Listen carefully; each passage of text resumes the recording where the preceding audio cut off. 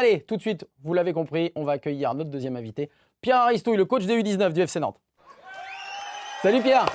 Merci beaucoup d'être là ce matin, Pierre, avec nous, parce que c'est tôt, hein. On est en direct, c'est tôt. On n'a pas l'habitude, évidemment. Après, en plus, avoir vécu une belle soirée à la Beaujoire, tu y étais. Ouais. Comment tu l'as vécu ce match? Comme vous l'avez expliqué, comme ces soirs particuliers de football que l'on peut connaître à travers des finales de Coupe de France, des matchs de Coupe d'Europe, c'est des ambiances uniques. Ça monte d'un ton par rapport à ce qu'on peut connaître en championnat. C'est vrai, effectivement. Et puis la Coupe d'Europe, tu l'as connue quand même. En tant que joueur, au FC Nantes, on va regarder. Il y a une petite photo, je crois, qui va apparaître. Alors là, c'était pas celle de la Ligue des Champions. Il me semble que c'est Budapest. Ouais. La Ligue Europa, d'ailleurs. Ouais. C'est ça? C'est ça. Ouais. Ah ouais. T'as un souvenir? Ouais, j'avais marqué. Ouais, justement, le but en Coupe d'Europe, il était là, face à Budapest. C'est vraiment différent, le parfum européen, le parfum de championnat. Ouais, parce que déjà les équipes étrangères, l'environnement, les attentes. Oui, on n'est pas dans la routine entre guillemets du championnat. Hein. On sent que les jours précédents, il y a quelque chose qui monte. Hein. Puis on l'a senti déjà encore cette année à la Jaunelière où il y a quelque chose de différent qui se passe. Ouais, effectivement. Et pourtant hier à la Beaujoire, on n'a pas senti des Nantais vraiment sous pression, avec cette espèce de pression qui peut être mauvaise finalement. Ouais, non, c'était vraiment une pression positive. Moi, je les ai trouvés vraiment entreprenants, dynamiques, avec des jambes, organisés. Ils ont fait le match parfait en Coupe d'Europe, vraiment. Bon, allez, tout le milieu évidemment du foot te connaît, mais on va quand même se refaire un petit CV vite fait de toi, joueur. Alors en disant évidemment que tu as été formé au Stade Montois. Oui, jusqu'à 14 ans. Je suis arrivé ici à Nantes à 14 ans. Eh ouais, 94, jusqu'en 2004, 10 ans passés au FC Nantes, on le voit. Après, un départ vers l'Avillon Bayonnais, l'Entente Sannois Saint-Gratien, Pau pendant 3 ans, et puis la fin de ta carrière de joueur au Stade Montois, où ça a vite enclenché derrière sur un job d'entraîneur. Ouais. Tes années de joueur d'abord, c'est vraiment 10 années à Nantes qui ont été comment? Les premières années au centre de formation qui ont été fabuleuses, magnifiques, remplies de très beaux souvenirs, les sélections nationales, plein de belles choses, des copains qui sont devenus des amis, tout ce qui se passe au centre de formation. Et puis après, l'étape avec les professionnels qui a été pour moi un peu plus dure parce qu'elle a coïncidé avec les premières difficultés, les premières blessures. Les premières concurrences vraiment féroces et il a fallu trouver sa place. Je suis tombé en plus sur des années quand même, très fastes, très fastes pour le club avec des joueurs magnifiques et il était difficile de se faire une place. J'ai aucun regret, mais c'est vrai que le petit regret, c'est de ne pas avoir peut-être pu goûter davantage avec le FC Nantes à tous ces matchs avec les pros. Ouais. Tu as été d'un match de Ligue des Champions aussi? J'ai fait quelques bancs en Ligue des Champions et je suis rentré une fois contre Galatasaray à la Beaujoire. Ouais. Donc ça aussi, c'est des beaux souvenirs. Et on en reparlera puisque depuis, tu es devenu entraîneur. On comprend peut-être mieux aussi pourquoi à un moment, ça passe pas, de par peut-être le talent des autres aussi. Et puis peut-être des blessures. Non, il y a plein de choses. Il y a plein de choses. Il y a la concurrence, mais il y a surtout aussi comprendre, et c'est ce que je m'efforce à faire aujourd'hui, comprendre que pour franchir cette dernière étape, qui est la plus haute, qui est la plus dure, il y a beaucoup de choses à mettre en place. Allez, on voit une nouvelle petite photo de toi. C'était, je crois, à Pau, sous le maillot palois. On va voir Pierre Aristouille dans sa carrière de footballeur. Est-ce que c'était bien à Pau, ça? Ouais, c'est ça. C'est ça, hein? Ouais. Ça fait bizarre de se revoir des fois. Contre 7. Contre 7, t'as des sacrées mémoires quand même. Est-ce que le vert et blanc, ils ne sont pas beaucoup comme ça. Ouais, c'est vrai, effectivement. Maintenant, coach, alors c'est vrai qu'on t'a connu coach du Stade Montois au départ, puis tu es arrivé pour remplacer Philippe Mahot avec l'équipe réserve du FC Nantes. On va pas te flagorneur ou te passer de la crème à l'huile, mais quand même, honnêtement, ça s'est bien passé. Tu fais monter à la réserve de N3 en N2. Ça se passe bien avec la réserve. On te confie derrière la U19. Tu l'as pris comment? Quand on m'a expliqué les raisons, j'ai tout de suite adhéré, bien sûr. Il n'y avait pas de problème. Je suis éducateur à la formation du club. Je suis venu en tant qu'éducateur de la réserve. Ça a évolué derrière avec les U19, mais on est avant tout éducateur pour les jeunes, pour leur évolution. Il a fallu un petit temps d'adaptation parce qu'on ne s'adresse pas tout à fait au même public. Et puis l'année dernière, finalement, ça s'est plutôt bien déroulé aussi. Ben oui, parce que là, on vient de voir une petite photo de la présentation de ton équipe championne de France des U19 l'an passé. On va regarder, c'était la finale face à Monaco. le dernier match avec la victoire. Alors ça, c'était au stade de la Beaujoire. Et puis là, on va voir, tu vas nous raconter, hein. Ça va être beaucoup plus simple.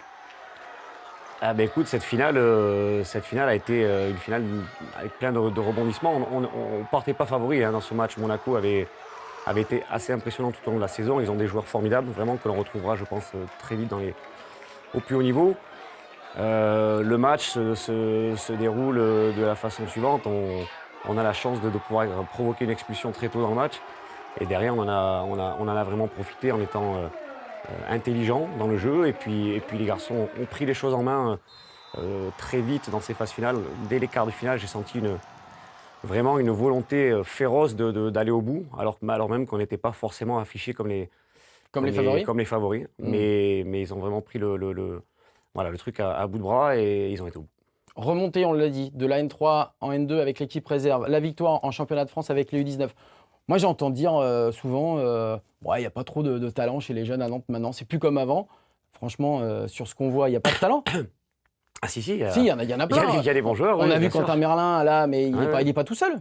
Non, il y a Quentin qui est justement cette locomotive là, de cette nouvelle génération, 2002, 2003, 2004.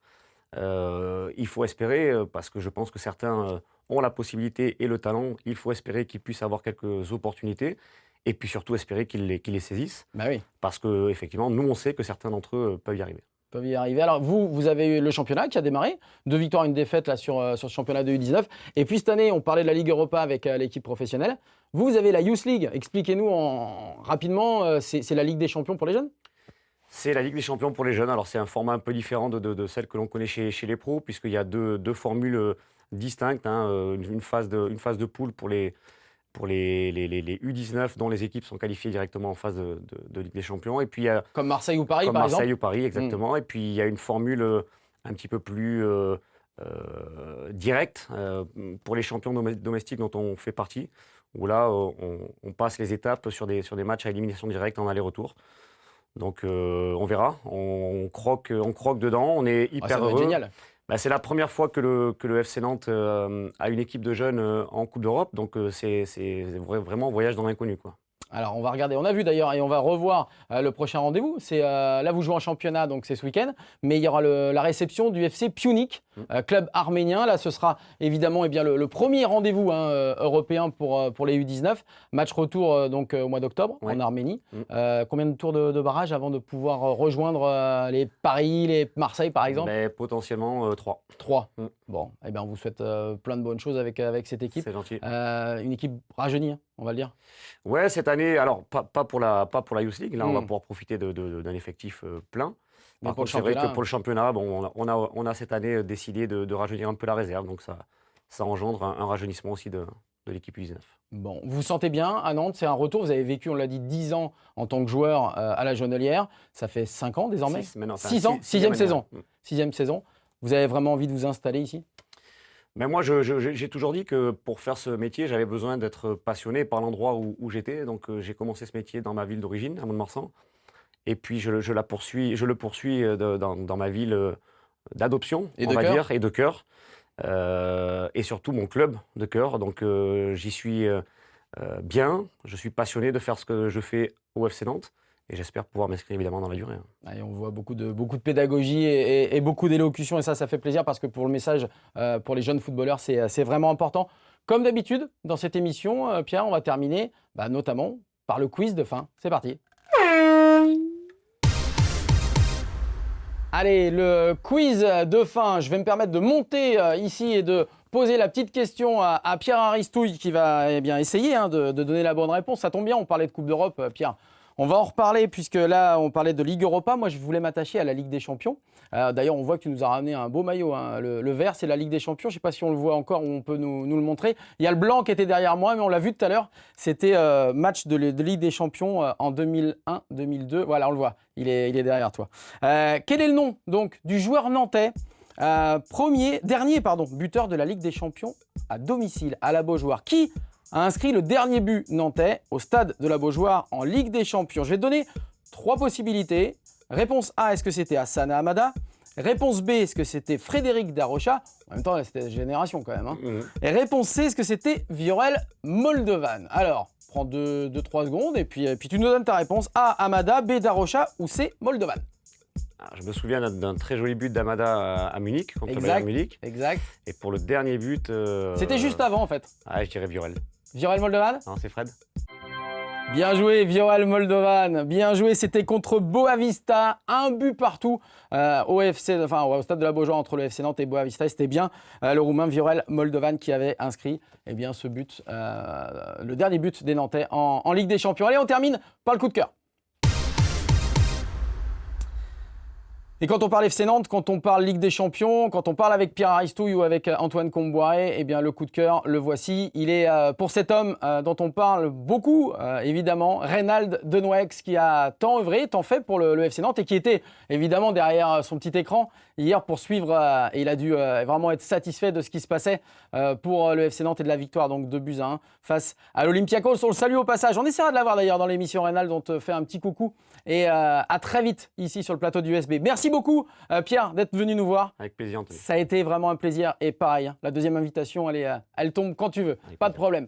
À jeudi prochain, à la semaine prochaine plutôt, et puis avec Angesco évidemment comme nouvel invité. Bye bye, très bon week-end.